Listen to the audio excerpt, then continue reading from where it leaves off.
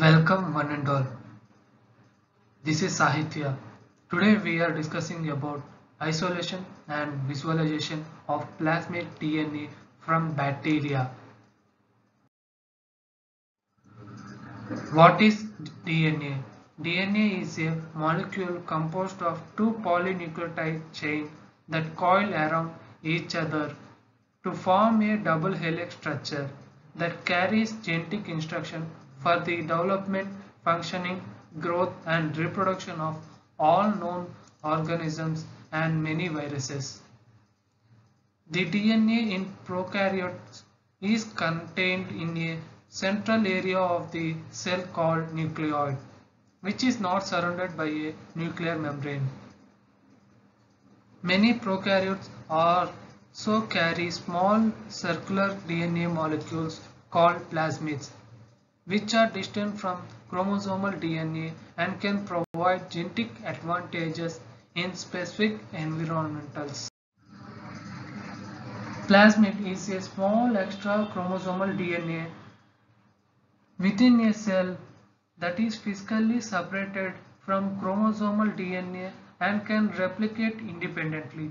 They are most commonly found as small circular DNA and double-stranded DNA molecules in bacteria. However, plasmids are sometimes present in archaea and eukaryotic organisms. Plasmids naturally exist in bacterial cells and they also occur in some eukaryotes. Often the genes carried in plasmid provide bacteria with genetic advantages such that antibiotic resistance. Plasmids have a wide range of lengths, from roughly 1000 DNA base pairs to hundreds of thousands of base pairs. When a bacterium divides, all of the plasmid contained within the cell are copied such that each daughter cell receives a copy of each plasmid. Bacteria can also transfer plasmid to one another through a process called conjugation. Scientists have taken advantage of plasmid to use them as tools to clone, transfer and manipulate genes. Plasmids that are used experimentally for these purposes are called vectors. Researchers can insert DNA fragments or genes into a plasmid vector, creating a so-called recombinant plasmid. This plasmid can be introduced in bacterium by a way of the process called transformation. Then, because bacteria divide rapidly, they can be used as factories to copy DNA fragments in large quantity. Objective: to isolate the plasmid DNA from bacteria by silica-based membrane technology and to visualize an agarose principle. SDS lysis of bacterial cells in neutralized for binding of plasmid DNA on the silica membrane. The absorbed DNA is washed to remove contaminants and is eluted with small volume of elution material required. Procedure: take a single colony from selective plate and incubate in LP medium supplemented with appropriate antibiotic. Incubate for 12 to 16 hours at 37 degrees Celsius. Harvest the bacterial culture by centrifugation at 8000 rpm for 2 minutes at room temperature.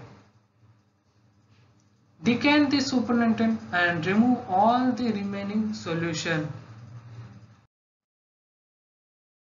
Resuspend the pellet cells in 250 ml of the resuspension solution. Add 250 ml of lysis solution and mix thoroughly until the solution becomes viscous and slightly clear. Add 350 ml of neutralization solution and mix immediately and thoroughly. Centrifuge for 5 minutes to the pellet cells, debris and chromosomal DNA. Transfer the supernatant to the spin column by pipetting. Centrifuge for 1 minute. Discard the flow through and place the column back into the same collection tube. Add 350 ml or 50 ml of wash solution to spin.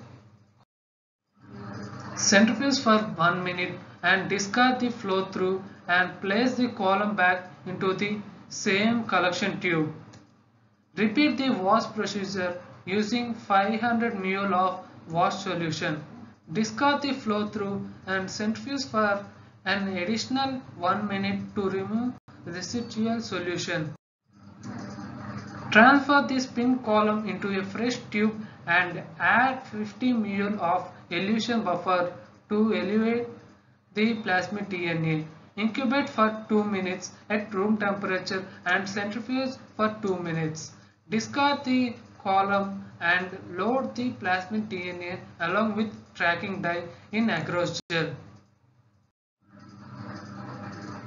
Electrophoresis. Prepare agarose gel in casting tray. Now remove the end blocks, comb and submerge gels under buffer in the electrophoresis chamber. Now load each sample in constructive wells and snap on safety cover. Connect leads to power source and initiate electrophoresis. Electrophoresis the gel till the tracking dye reaches to the anode end of the gel and stain the gel in ethidium bromide solution. UV transilluminator. Now transfer the agarose gel to the UV transilluminator to visualize the gel on UV transilluminator for the plasmid DNA. Result. The presence of orange colored fluorescent band on agarose gel indicates the plasmid DNA. Now we can see in this picture the orange colored fluorescent bands are observed on agarose gel, which means it indicates the plasmid DNA present in this agarose gel. Now you can carefully cut the agarose gel and extract the plasmid DNA carefully, and you can use or store this plasmid DNA